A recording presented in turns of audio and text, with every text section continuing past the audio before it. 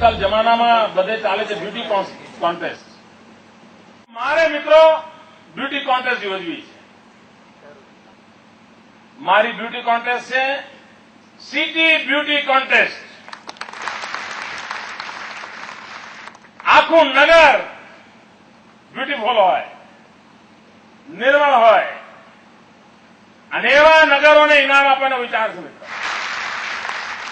આ city beauty કોન્ટેસ્ટની અંદર અ વર્ગ અને બ વર્ગમાં સમગ્ર વર્ષ દરમિયાન જે શ્રેષ્ઠ બ્યુટીનું સ્થાન પ્રાપ્ત કરશે નગર નિર્મળ ગુજરાત તરીકે, એવી સિટી બ્યુટી કોન્ટેસ્ટના પહેલા નંબરને 1 કરોડ રૂપિયાનું ઇનામ.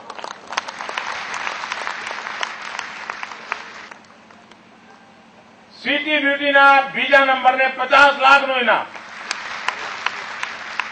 ક અને ડ માટે સિટી બ્યુટી કોન્ટેસ્ટમાં જે પ્રથમ આવે એને 50 લાખ અને જે બીજા નંબરે આવે એને 25 લાખ. એ જ રીતે મિત્રો દર 3 મહિને પણ સિટી બ્યુટી કોન્ટેસ્ટ કરીશું. આ તો વાર્ષિક તો ખરું જ, પણ દર 3 મહિને પણ સિટી બ્યુટી કોન્ટેસ્ટ કરીશું. અને દર 3 મહિને આ સિટી બ્યુટી કોન્ટેસ્ટમાં અ અને બ માં પહેલું 25 લાખ, બીજું 15 લાખ અને ક અને ડ માં આવશે પહેલું 20 લાખ અને બીજું 10 લાખ. મિત્રો આટલી મોટા પાયા પર આ બજેટ ખર્ચવાની પાછળનો હેતુ છે એક સ્વચ્છતા માટેની સ્પર્ધા, એક ગંદકી હટાવવા માટેની સ્પર્ધા, એક નિર્મળ ગુજરાતનું સપનું સાકાર કરવા માટેની સ્પર્ધા. એ સ્પર્ધાની પૂર્તિ માટે પ્રોત્સાહન તરીકે રાજ્ય સરકાર આ ઇનામો આપણે આપવાની છે.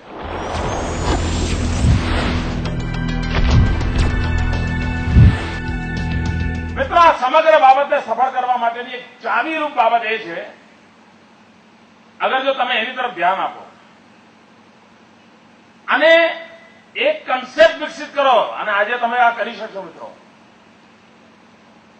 જેને તમે વેસ્ટ કહો છો, આ વેસ્ટ વેલ્થ છે. આ મૂળભૂત તત્વ તમે પકડી લો તો વેસ્ટમાંથી બેસ્ટ બનાવવાનું, વેસ્ટમાંથી વેલ્થ ક્રિએશનનું કન્સેપ્ટ તમારી નગરપાલિકામાં, પછી તો તમારા ગામનો કચરો લેવા માટે લોકો લાઈન લગાવશે મિત્રો. લાઈન લગાવશો તમને કહું, તમે પદ્ધતિસર કચરાનું કલેક્શન જો કરાવશો તો એમાંથી તમને રૂપિયા મળવાના. મિત્રો દરેક વેસ્ટની અંદર તાકાત પડેલી છે, પ્રત્યેક વેસ્ટમાં વેલ્થ રહેલી છે. આ વેલ્થનો સિદ્ધાંત જો પકડશો તો તમારી નગરપાલિકાના વિકાસ માટે એક આખી નગરપાલિકા એક આર્થિક ગતિવિધિનું કેન્દ્ર બની જશે. તમારા ગામના લોકોએ કરેલો કચરો તમારા ગામની સંપત્તિનું સાધન બની જશે.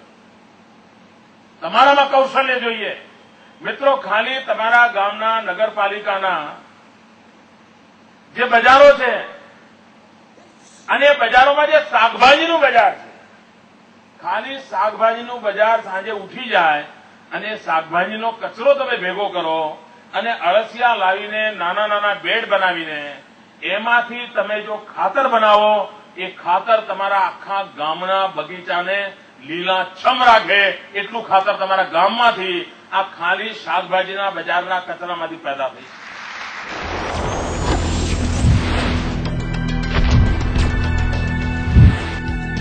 2010માં સ્વર્ણ જયંતિ મનાવવાની છે મિત્રો. આ સ્વર્ણ જયંતિ સ્વર્ણિમ લક્ષ્ય સાથેની હોવી જોઈએ, ગોલ્ડન ગોલ સાથેની હોવી જોઈએ.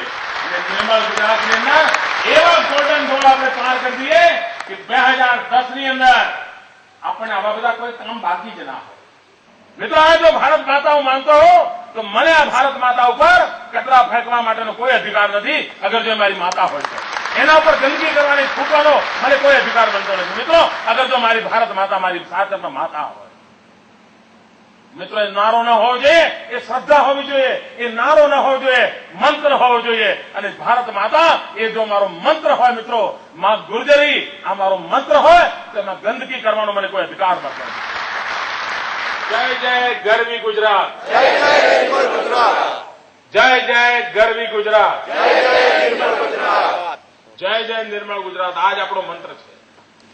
આ મંત્ર દરેક જગ્યાએ પહોંચતો કરીએ અને સાચ અર્થમાં મિત્રો ધરતી પર સ્વર્ગ લાવવાનો અવસર તમને મળ્યો. એવી એક શુભકામનાઓ સાથે ફરી એકવાર આપ સૌને ખૂબ ખૂબ શુભેચ્છાઓ, ખૂબ ખૂબ અભિનંદન, ધન્યવાદ.